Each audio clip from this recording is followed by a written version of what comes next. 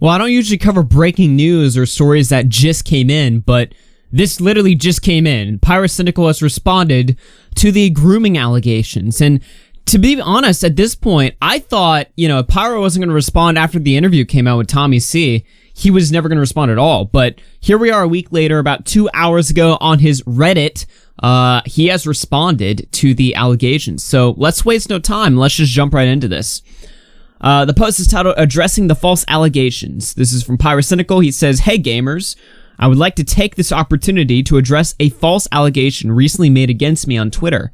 As some of you may have seen, it has been claimed back in 2016 when I was 19 years old that I groomed an individual who was 15 years old at the time. I want to set the record straight with all of you and share the truth. The accusation is 100% false and incredibly irresponsible. I'm not denying that in the past I took part in the conversations with others that many of you will understandably consider to be weird and distasteful, probably an understatement. It was careless of me to not to consider who was behind the roleplay / art sharing, and I take full accountability. However, these exchanges never amounted to anything other than fantasy roleplay. I've never sent or solicited nude or IRL content. I've never tried to engineer or an illicit encounter or lure anybody into anything. I've never built a dialogue, connection, or relationship with the intention of manipulating or exploiting anyone. This was even confirmed by Ivory himself in an interview. Of course, referencing the Tommy interview, which we'll play right now." Here's what I'm not understanding. And how were you groomed?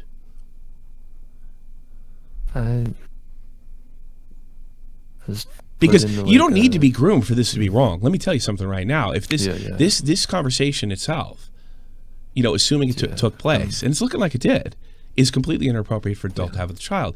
But the grooming thing, that brings it to a whole new level. I mean, now we're talking about people that are, not just having a dirty conversation with an underage person, but plan to do something about it. I mean, is it really fair that you use the word grooming? And if that's true, if you feel that's true, where was this going?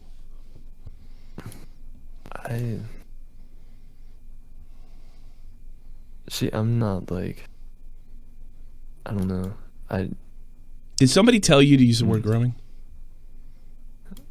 I was in a call with my friend when I typed it out, and I typed I remember I typed that and asked is that okay?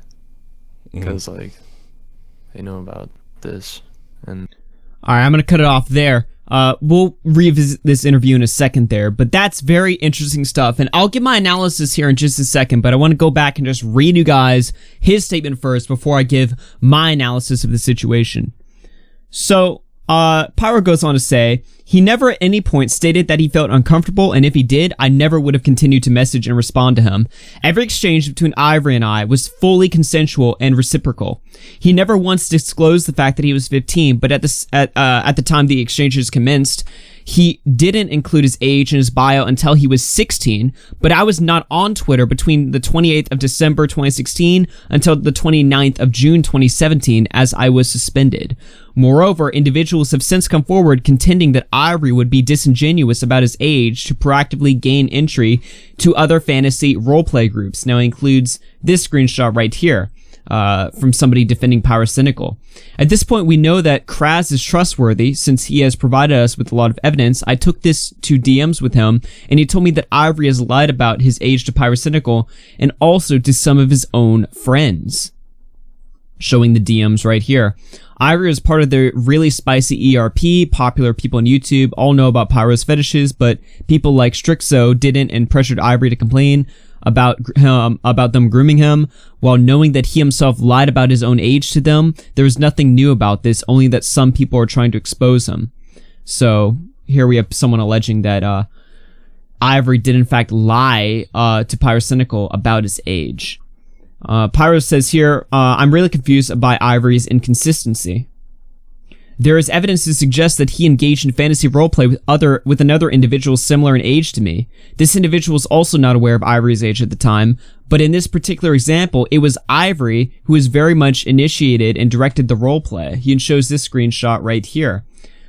somebody writes Ivory, and Ivory is the account that's not censored, but somebody writes Ivory, hey, we had the whole talk about what we did years ago. For me, it was nothing more than furry role-playing with a total stranger, but for you, I didn't know it could affect you this much. I thought you moved on after we had our talk again last year, so I'm sorry to know it affected you this way. Do you want to talk about it? Ivory then says, no, you're fine, I don't care. The individual writes, I know I am, but you don't seem to be. If you're really hurt by what happened, I'm here for you, man. Pyro says here, why does he not care in this instance? Why does he remain unaffected by a similar interaction with others, yet he feels the need to single me out and character assassinate only me on social media? Furthermore, if he is as angry, confused, and sad as he claims to be, why has he been friendly in contact with me up until September of this year? Where he shows DMs he's had with Ivory recently, where he's Chef and Ivory is Crewmar, the same account that we looked at earlier, where he shows DMs where they're sharing art similar to how they did 3 years ago of this year. This is dated back in June, and, you know, I can scroll down or whatever. The last DM he shows in June, but in the message, Pyrocynical alleges that they've been friendly up until 2 months ago, which in my opinion is one of the biggest pieces of information that he drops. Pyro then says, during the interview mentioned earlier, he was confronted with evidence that he sent kink art to someone else. He initially claims it was him, but then backtracks, claiming he has no recollection. He includes this timestamp right here. So, what's the deal with this? That is shit I sent. And You did send that to him? I don't know. I honestly have no recollection of it, and I don't even specifically know who Reddit Moments is. So you're saying you have no idea who this person is? Let's see how new their account is. April 2017. Their account. So you don't say. So he says he sent it, but he also says that he has no idea who the person is. So there you go. Which could be possible. Maybe he sent it, but he doesn't know who the person is. I mean, I don't know.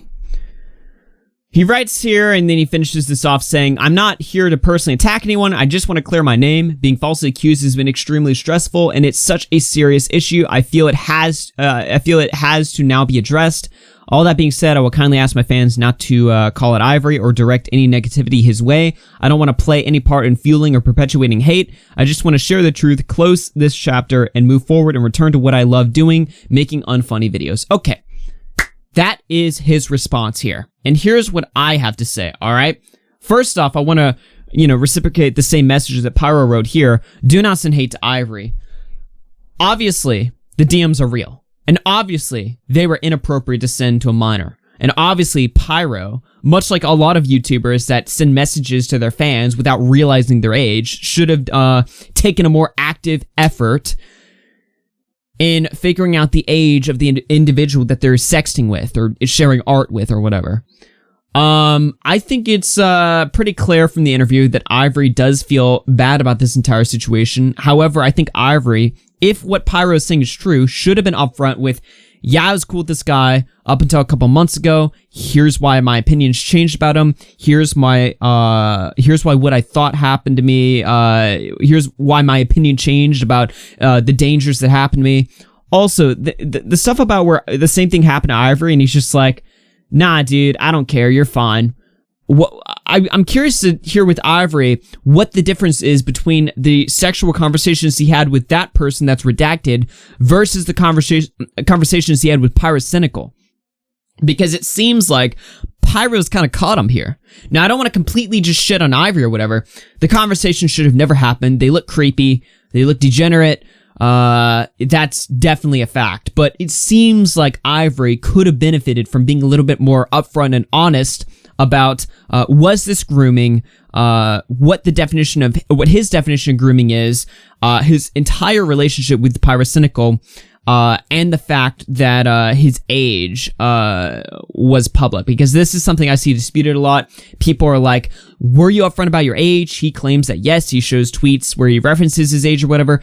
Maybe Pyrocynical didn't see those tweets. Did Pyro know for a fact what your age was, because we have conflicting information here. If Ivory said he was upfront about his age, but Pyro says he had no clue about his age, we've got a problem here, and we got to break this down and figure out what the facts are of the situation.